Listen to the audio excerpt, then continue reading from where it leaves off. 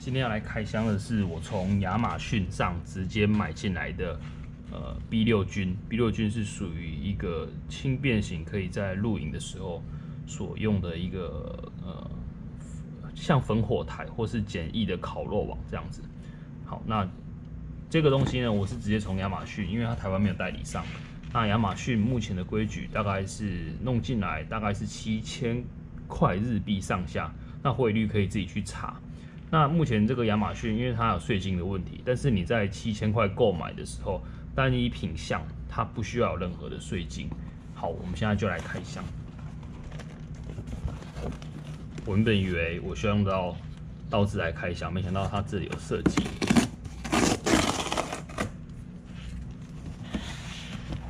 OK， 它把它打开来看，它其实非常的简单，它就直接装一个本体。这个之前其实我原本也是考虑烽火台，因为我觉得露营啊，就是有烽火台，除了取暖是它的其中一个功用之外，我觉得能够在外面玩火是一件蛮酷的事情。所以那时候原本是找烽火台，但是又看到一些其他 YouTuber 的影片。然后他就有介绍到这一款，就是如果你今天是单人露营，或是你去溪边的话，你可以有就是简单的弄一些木材或是木炭来做烤肉的动作。哦，这个是底下的架子，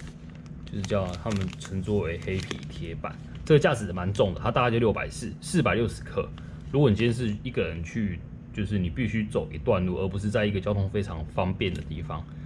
去使用这个的话，它其实重量是一个蛮需要考量的东西。哦，它还有附一个很像我们一般用的防水收纳袋。好，打开。哦，这边写 B6军，那大概就提到就是说它有轻量，高燃烧的效率，然后它组合起来的长度大概是21.5乘以12乘以16.5，重量光这个大概就500克。对 ，Made in Japan，Made in Japan。这边有另外一个也是算小的，有点像烤盘，我等一下把它组合起来，你就知道这3个东西大概是怎样。好，这个是它的袋子，就是很简单，很像数据站卖的。然后两侧打开，然后你就可以固定下来。那我们可以看到，我买的这个组合，它会有附2片这种很像碳床的部分，你可以把它放在下面，就是在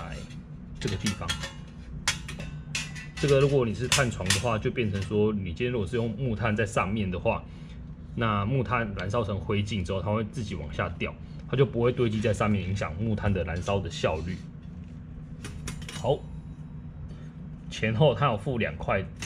隔板，可以让你做隔挡的动作。然后你要注意看，它这个有钥匙的，这个你可以把它面向你这一侧，因为它有些比较它的巧思的功能，等一下可以跟你们介绍。就是它这个钥匙的功能，就是说你今天如果你上面是盖满的，但是你要放炭火进去，你可以把它打开。这个打开之后呢，它就有一个空间，你可以从这边补炭火进去。它的空间大小大概是我1只手是可以放进来的，所以应该是没问题的。上面，对 ，OK。那你想说为什么要亏在上面？假设你今天你的碗是比较小的碗，那像这个是 Snow Peak 单人份400，应该是400的吧，400毫升的碗，你就可以今天底下是炭火，你可以直接放在上面，然后自己去调整一下它的距离。对，那就可以在上面用煮的。因为如果你没有实际的凹槽，其实它是有做另外一个功能的，就是假设我这支折刀它是一支竹签好了，它上面有串了许多肉片，它其实是要让这个缝，让你把你的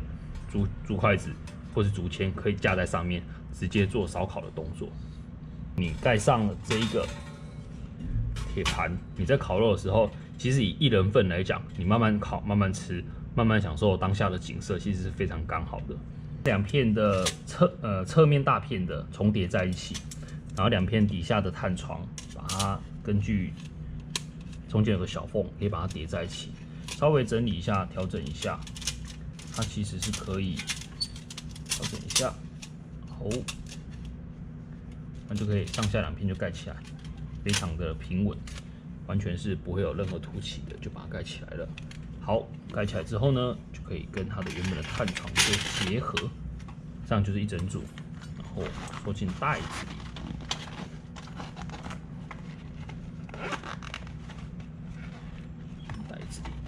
OK， 它就是一个简单，然后非常好用、效时的 B6 军，给大家参考喽。